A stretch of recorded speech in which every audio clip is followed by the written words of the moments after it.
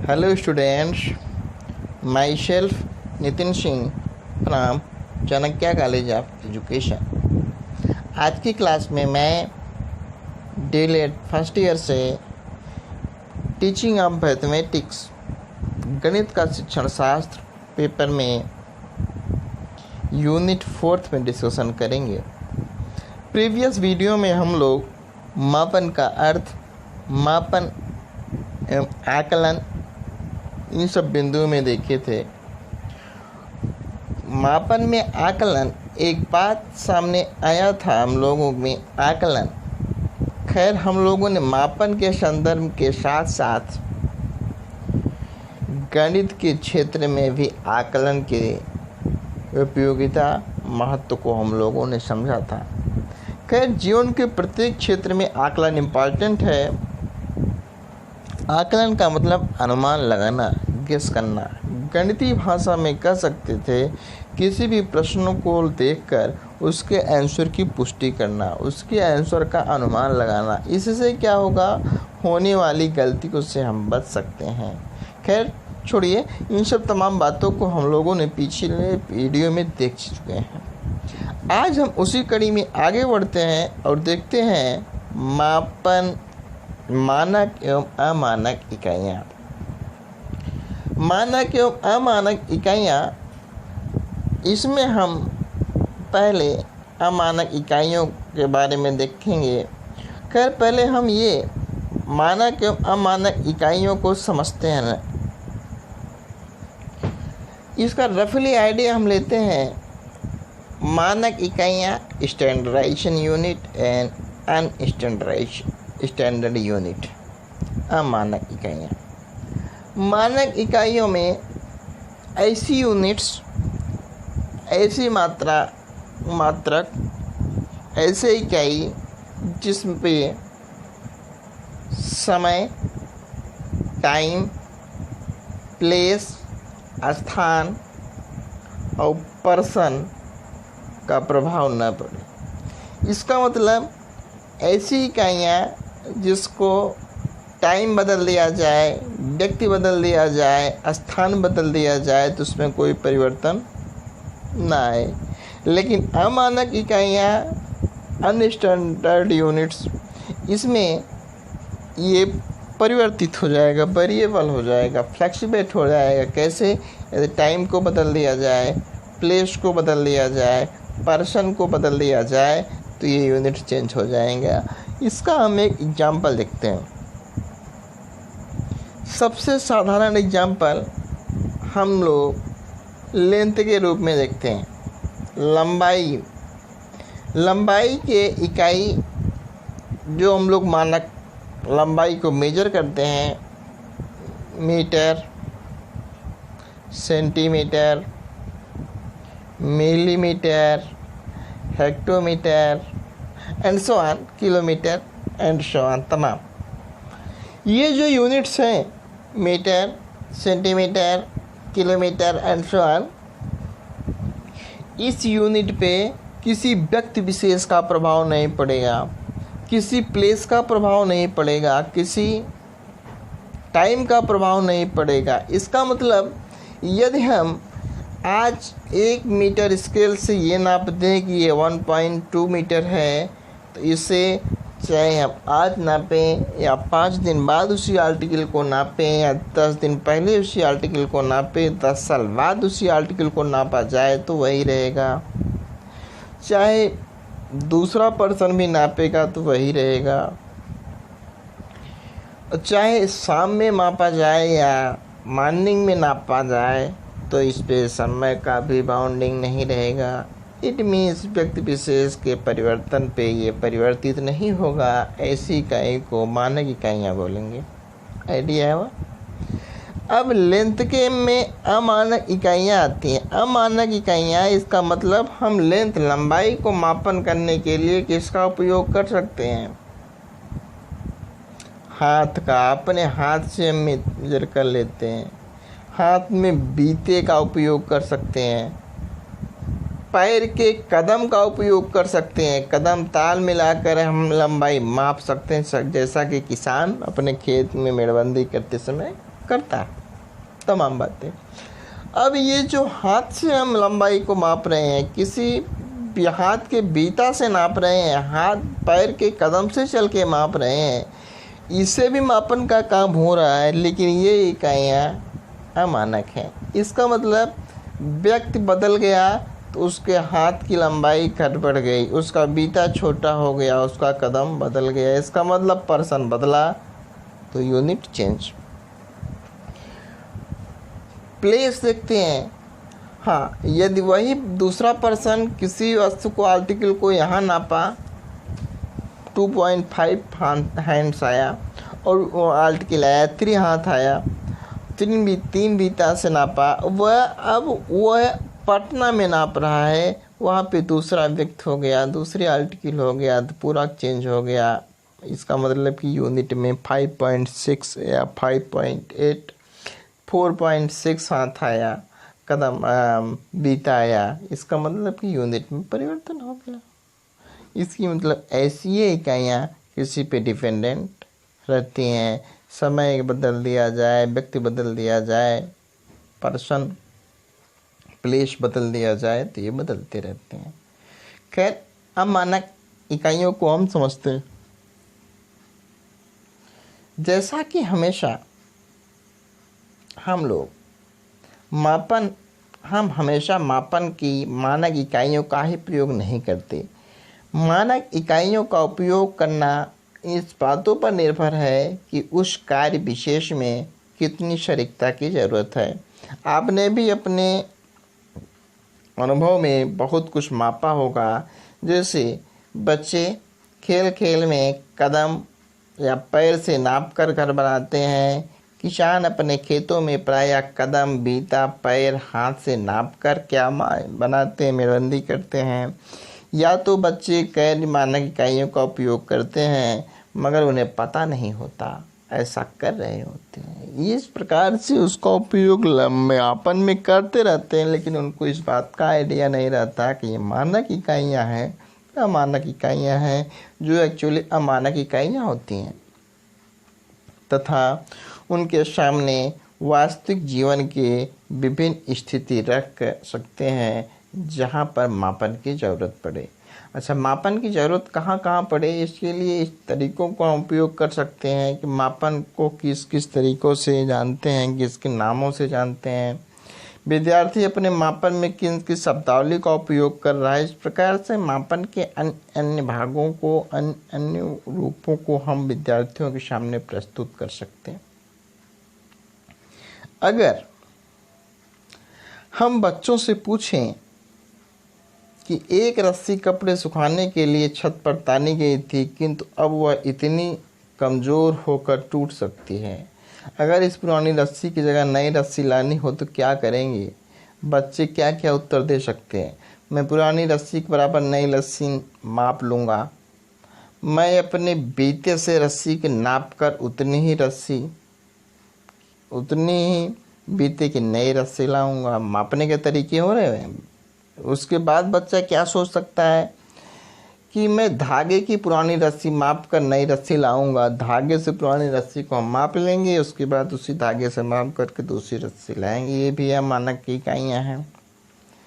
मैं एक छड़ी और डंडे से पुरानी रस्सी को माप कर प्राप्त डंडे की संख्या को पता करूंगा और उसी की माप के बराबर की माप के रस्सी लाऊंगा। इस प्रकार से आप उसका मापन करेगा बच्चा। उसके बाद मैं पुरानी रस्सी को हाथ से या कदम से नाप कर उतने ही हाथ या कदम के बराबर नई रस्सी लाऊंगा। ये सब मापन के विधियाँ हुई, तरीके हुए। इसका उपयोग बच्चा कर सकता है। इसका मतलब कि उसमें ये सोचने की क्षमताएं जागृत हैं।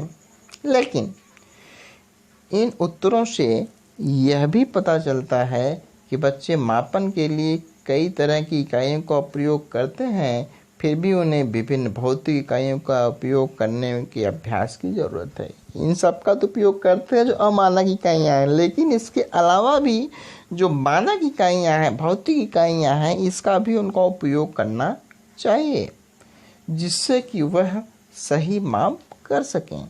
सही मापन के लिए उनको मानक इकाइयों का भी प्रयोग करना पड़ेगा। बच्चे ऐसी इकाइयों का प्रयोग करते हैं जिन्हें देखा, छुआ या गिना जा सके। ये माचिस के डिब्बे से, पेंसिल से, डंडी से, क्रेयॉन से इत्यादि रूप में लंबाई को माप सकते। किसान धूप में उससे बने परछाई से समय का अंदाज़ा लगा लेता है। थोड़ी देर बाद 6 बज जाएंगे, घर जाने का समय हो जाएगा, वो भी उसके शैडो से जान लेता है। कपड़े सुखाने के लिए छत के एक कोने से दूसरे कोने तक कितनी लंबी रस्सी चाहिए, जो घर की महिलाएं गृहिणी होती हैं, ये अनुमान लगाकर दुकानदार के से रस्सी खरीदती हैं। वो मापती नहीं, वो अनुमान लगा लेती हैं। यही है अनुमान मापन का।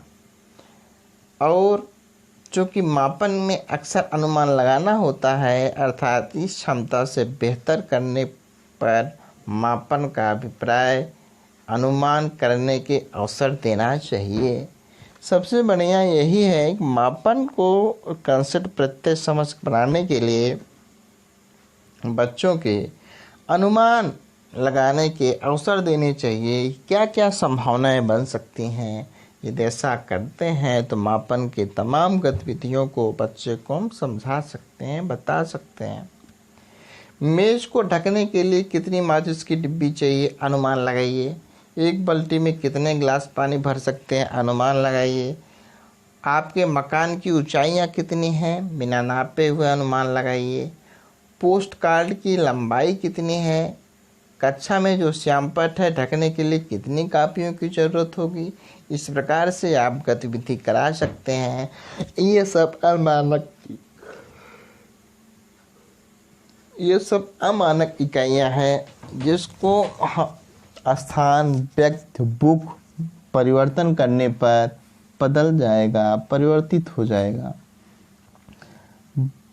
बच्चों के विभिन्न भौतिक इकाइयाँ जैसे डंडा, माचिस की डिब्बी, पेंसिल, गिल्ली इत्यादि की सहायता से हम वर्ग कक्ष के मेज, श्यामपट्ट आदि बेंच की माप करा सकते हैं। आप भी दैनिक जीवन से जुड़ी वस्तुओं को भी मापन के रूप में इस्तेमाल कर सकते हैं। वो वस्तुएं अपनी उंगली से होगा, बीता से होगा, हाथ होगा, कदम होगा, पाँव होगा, बाँह होगा। इन सब तमाम चीज़ों से अमानक इकाइयों के रूप में भी आप कर सकते हैं। ये देखिए, हाथ से का उपयोग किया गया, उंगली का उपयोग किया गया, पैर लगा करके, कदम से चल करके, बीता से माप करके, तमाम बातें ये अमानक इकाइयों के रूप में किया गया। गहराई मापने में भी अमानक इकाइयों का इस्तेमाल कर सकते हैं। घुटने का तक गहरा, टखने तक, कमर तक गहरा, गले तक, सिर के ऊपर इत्यादि मानक के रूप में आप गहराई में भी अमानक इकाइयों का उपयोग दैनिक जीवन में करते हैं। मात्रा में भी हम आयतन के रूप में भी अमानक इकाइयों का इस्तेमाल करते हैं। कहते हैं चुटकी भर, मुट्ठी भर, हथेली भर। ये सब क्या है, अमानक इकाइयाँ हैं। चूँकि ये जो भौतिक इकाइयाँ माप लेने वाले व्यक्ति पर निर्भर करता है। इसका मतलब व्यक्ति बदल दिया जाए तो पैमाना बदल जाएगा। अर्थात अगर व्यक्ति द्वारा उपयोग किए गए डंडे, गिल्ली, पेंसिल, बीता, कदम, हाथ आदि की माप अलग अलग हो सकती है। अर्थात चीज़ों के माध्यम से हम बच्चों में अमानक इकाइयों की अवधारणाओं को स्पष्ट कर सकते हैं, सुरक्षित कर सकते हैं। आइडिया आया? चलिए अब थोड़ा समझते हैं मानक इकाइयाँ, स्टैंडर्ड्स यूनिट्स। मानक क्या है, मानक इकाइयाँ क्या है, समझते हैं। अमानक के बारे में आइडिया हुआ। अब उसी कड़ी में मानक इकाइयों को समझते हैं। बच्चों को मानक इकाइयों की धारणा से तब अवगत कराना चाहिए, तब उसके बारे में डिस्कशन करना चाहिए जब वे उसकी आवश्यकता महसूस करें। इसका मतलब उनमें उसकी भूख, जिज्ञासा पैदा हो। यदि शिक्षक पहले ही झटके में ब्लैक बोर्ड पर एक रेखाखंड खींचकर उसकी लंबाई स्केल से माप दे, बच्चे को यह समझ ही नहीं पाते कि सेंटीमीटर में मानक इकाई क्यों कहते हैं। इस संदर्भ में आपको तरीका बताते हैं। इस प्रकार से हम मेज को भी अपना सकते हैं। इसका मतलब कि हम परंपरागत विधि से नहीं पढ़ाएंगे, ब्लैक बोर्ड पे मेजर कर दिया, स्केल से माप दिया, इस प्रकार से ये बन गया, ऐसा नहीं।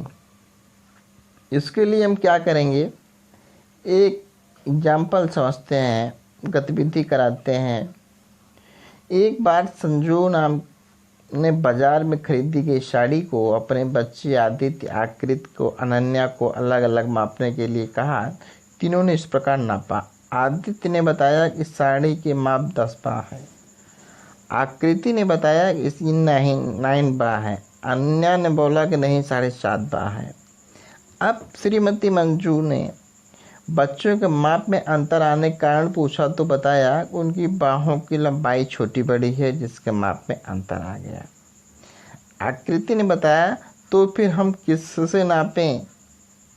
अब उनमें मानक इकाइयों के प्रति कैसे जोड़ा जाए जब तक इसकी भूख न हो जाएगी। वो तो अमानक इकाइयों के रूप में 3 रिजल्ट आए, लेकिन अब ये कन्फ्यूजन किसका सही माना जाए, ये बच्चा खुद बताएगा कि हम क्या करें। इसके लिए इन्होंने बताया कि हम मीटर स्केल का ऐसा पैमाना है। मीटर स्केल एक ऐसा पैमाना है जिसमें हम चाहे कोई भी माप लें, माप सदैव समान ही आता है। हम एक मीटर स्केल को मानक मान सकते हैं। इसका मतलब हम मीटर स्केल को मानक पैमाना मान सकते हैं। इसमें चाहे हम नापें, चाहे दूसरा व्यक्ति नापे, चाहे किसी और स्थान पे नापा जाए तो उतना ही आएगा, अर्थात जो परिवर्तित नहीं होगा, वो वेरिएबल नहीं है, इसका मतलब दृढ़ है। इसलिए ऐसे मापक को, ऐसी इकाइयों को मानक इकाइयाँ, मापने वाले यंत्र को मानक मापक कह सकते हैं। हम ऐसी स्थितियों का उल्लेख करें जो मानक इकाइयों की धारणा बच्चों में ला सके। इसका मतलब कि ऐसे गतिविधि कराएंगे जिससे मानक इकाइयों का कंसेप्ट बच्चों के मन मस्तिष्क में बन सके। इसी प्रकार अलग अलग विमाओं वाली वस्तुओं का मापन क्रिया में प्रयुक्त होने वाली मापन की मानक इकाइयों का उपयोग की जाएगी और इस प्रकार से अन्य गतिविधियों के माध्यम से, चर्चा के माध्यम से मानक इकाई, बिना मानक इकाई का उपयोग करके दोनों के प्रत्ययों को बच्चों के मन मस्तिष्क में करने के बाद गतिविधियों के माध्यम से, जैसे एक बच्चा फीते से नापा, दूसरा स्केल से नापा, तीसरा बच्चा ब्लैक बोर्ड को फीता से नापा, स्केल से नापा, चौथा बच्चा बीते से नापा, क्या आया, पांचवा बच्चा। इस प्रकार से आप बच्चों को गतिविधि करा सकते हैं। आप इसको मानक इकाइयों का कंसेप्ट बना सकते हैं। आपने एक ही चीज़ को, ये जो बीते से नाप रहे हैं, व्यक्ति बदल जा रहे हैं, परिवर्तित हो जा रहा है, लेकिन इसमें जो मानक इकाइयां हैं, जो स्केल से नापा जा रहा है, उसे कोई भी व्यक्ति माप कर रहा है तो सेम आ रहा है। अतः इसलिए मानक इकाइयां ही सर्वश्रेष्ठ हैं। गणित की पुस्तक में भी मानक और बीते की माप के द्वारा 2-3 बच्चों से गतिविधि करा सकते हैं। कक्षा कक्ष में खिड़कियों का भी मापन करा सकते हैं। किसी एक बच्चे का स्कूल बैग का मापन करा सकते हैं। इत्यादि गतिविधियों करा करके आप ऐसा माहौल, इन्वायरमेंट डेवलप कर करके बच्चों की इसकी जानकारी, प्रत्येक कंसेप्ट को स्पष्ट कर सकते हैं। गतिविधि करा करके इन सब के वस्तुओं के बारे में तमाम जानकारी आप दे सकते हैं। Thank you students. हाँ, हम अब आज के लिए इतना ही। हम नेक्स्ट वीडियो में लंबाई मापन के विविध साधन चुनाव या लंबाई मापन में होने वाली गलतियां, मापन के दौरान होने वाली गलतियों के बारे में देखेंगे। मापन करेंगे तो कैसे गलतियां हो जाती हैं, इन सब तमाम बिंदुओं के बारे में डिस्कशन करने के प्रयास करेंगे। आज के लिए इतना ही। आज हम लोगों ने क्या सीखा, मानक अमानक इकाइयों के बारे में सीखने का प्रयास किया।